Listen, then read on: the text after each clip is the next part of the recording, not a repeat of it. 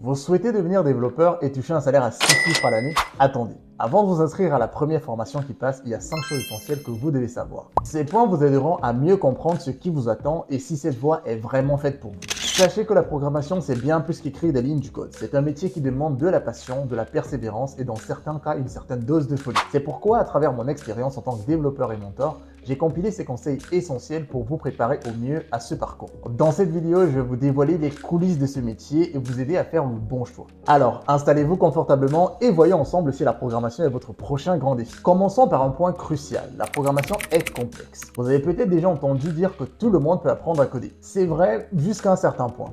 La programmation, c'est un peu comme apprendre une nouvelle langue ou un instrument de musique.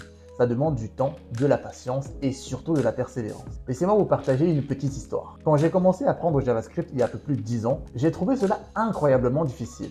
C'était d'autant plus frustrant que j'avais déjà appris le C, un langage réputé pour sa complexité. JavaScript me semblait plus abstrait et moins intuitif à ce moment-là. J'ai finalement laissé tomber pour me tourner vers PHP, un langage que je trouvais plus accessible. Cependant, après avoir appris Java et acquis une meilleure compréhension des principes de programmation, j'ai revisité le JavaScript et tout m'a soudainement semblé plus clair. Cette expérience m'a appris une leçon importante. Parfois, ce n'est pas la complexité objective d'un langage qui pose problème, mais notre approche et notre état d'esprit à ce moment-là.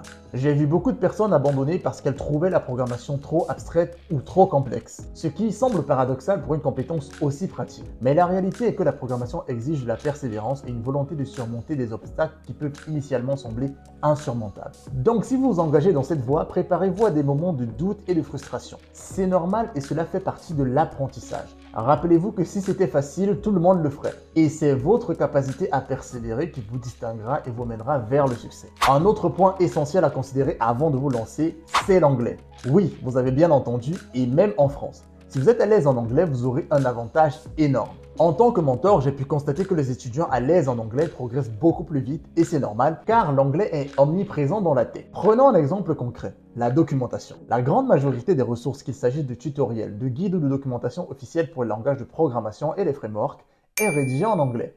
Même si certaines ressources existent en français ou dans d'autres langues, elles sont souvent limitées ou pas toujours à jour. De plus, les dernières avancées et discussions autour des nouvelles technologies se font presque exclusivement en anglais. Ensuite, il y a les échanges avec des équipes internationales. Dans le monde globalisé du développement, il est courant de collaborer avec des personnes de différents pays. Que ce soit lors de réunions virtuelles, dans les chats d'équipe ou même pour poser des questions sur des forums comme Stack Overflow, l'anglais est la langue par défaut. Ceux qui sont à l'aise avec cette langue peuvent facilement communiquer et résoudre des problèmes beaucoup plus rapidement. L'anglais est également un avantage lors des entretiens d'embauche car de nombreuses entreprises, même françaises, l'utilisent. Croyez-moi, une bonne maîtrise de cette langue vous ouvrira des portes de nombreuses opportunités de carrière. Troisième point, se former, c'est l'étape la plus simple. Apprendre à coder est une étape incontournable, mais ce n'est que le début du parcours. Beaucoup de gens pensent qu'une fois qu'ils seront codés, ils auront immédiatement un emploi. La réalité est un peu plus complexe. Aujourd'hui, le marché du travail est extrêmement compétitif. L'essor des technologies de l'intelligence artificielle et la popularité croissante des formations professionnelles et des bootcamps ont saturé le marché de candidats plus ou moins qualifiés. Ce n'est donc plus suffisant de savoir juste coder. Les recruteurs cherchent des candidats qui peuvent apporter plus que des compétences techniques. Ils recherchent des personnes qui ont des compétences en gestion de projet, en communication, en travail en équipe et surtout des individus capables d'apprendre rapidement et de s'adapter aux changements continus dans les technologies. Prenons un exemple concret. Vous pourriez être un excellent développeur Python, mais si vous postulez à un poste où Python est une compétence parmi tant d'autres, vous serez en compétition avec des personnes qui ont peut-être moins d'expérience en Python, mais qui ont des compétences complémentaires en gestion des bases de données, en machine learning, ou même des soft skills comme la gestion d'équipe ou la communication. Il est donc essentiel de se différencier. Cela peut signifier continuer à se former sur les dernières technologies, développer des projets personnels qui montrent votre capacité à résoudre des problèmes complexes, ou même investir dans des compétences hors tech qui peuvent enrichir votre profil professionnel. Se former est essentiel, mais gardez en tête que c'est l'étape la plus simple. Pour réellement vous faire une place sur le marché du travail aujourd'hui, il faut aller au-delà du simple fait de savoir coder.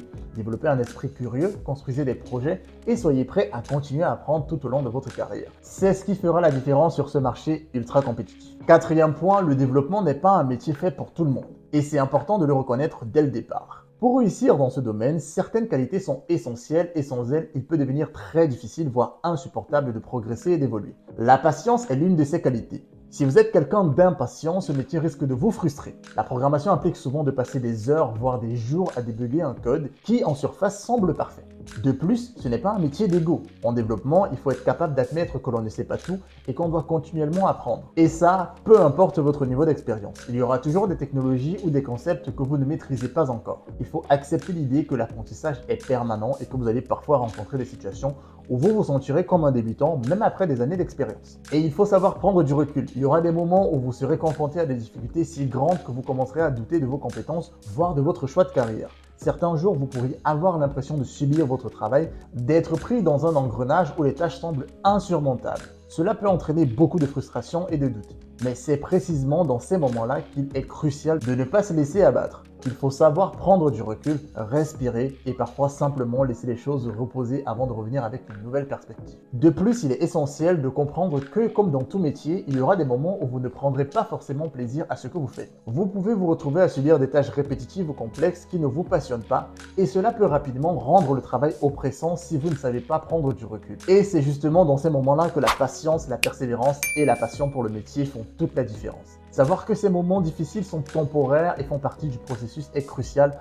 pour éviter l'épuisement et garder le cap. Si vous n'avez pas ces qualités ou si l'idée de devoir constamment vous remettre en question vous effraie, il se peut que le développement ne soit pas le métier fait pour vous. C'est pourquoi il est important de bien réfléchir avant de vous lancer et surtout d'être honnête avec vous-même sur ce que vous êtes prêt à endurer pour réussir dans ce domaine. Et pour terminer, le nerf de la guerre, l'argent. L'une des erreurs les plus courantes chez ceux qui se lancent en développement, c'est de le faire uniquement pour l'argent. Certes, les salaires dans le domaine de la tech peuvent être très attractifs et il est normal de vouloir un métier bien rémunéré. Mais se focaliser uniquement sur cet aspect peut devenir un piège. Le développement est un métier exigeant et si l'argent est votre seule motivation, vous risquez de perdre rapidement l'envie face aux difficultés. Pour réussir et progresser en tant que développeur, la passion et la discipline sont bien plus importantes. Les meilleurs développeurs que j'ai rencontrés sont animés par le plaisir de créer quelque chose à partir de rien, par ce sentiment d'accomplissement lorsqu'ils résolvent un problème ou construisent une application qui résout un problème réel. Personnellement, c'est ce qui me fait rester dans ce métier. Il y a une véritable satisfaction de voir son code en production et savoir qu'il fait une réelle différence et surtout à recevoir les retours positifs des clients ou des utilisateurs. C'est cette reconnaissance et ce sentiment d'avoir créé quelque chose de concret qui, à mon avis, sont bien plus gratifiants que l'argent seul. L'argent vient naturellement avec l'expérience et la maîtrise. Mais ce qui vous permettra de tenir sur le long terme, c'est l'envie d'apprendre, d'expérimenter, d'améliorer vos compétences. Si vous aimez vraiment ce que vous faites, vous serez plus discipliné et motivé à avancer, même quand les choses deviennent difficiles. Donc ne faites pas de l'argent votre seule raison de devenir développeur. Cherchez d'abord à savoir si cette carrière vous passionne et si elle vous stimule intellectuellement. Si vous trouvez cette flamme, tout le reste suivra, y compris la rémunération. Alors, devenir développeur, c'est un choix qui demande réflexion. Ce n'est pas seulement apprendre un langage de programmation, c'est adopter un état d'esprit. Vous l'avez compris, la programmation, c'est bien plus que du code. C'est de la logique, de la créativité, de la persévérance et surtout une passion. Rappelez-vous également que se former n'est que le début. Le marché est compétitif et se démarquer nécessite de développer des compétences supplémentaires et de faire preuve de discipline. Si vous vous sentez prêt à relever ce défi, alors la programmation pourrait bien être le bon choix pour vous. Merci d'avoir regardé cette vidéo. Si vous avez trouvé ces conseils utiles, n'hésitez pas à laisser un pouce bleu, vous abonner à la chaîne et partager vos réflexions dans les commentaires. Je vous dis à très bientôt dans la prochaine vidéo.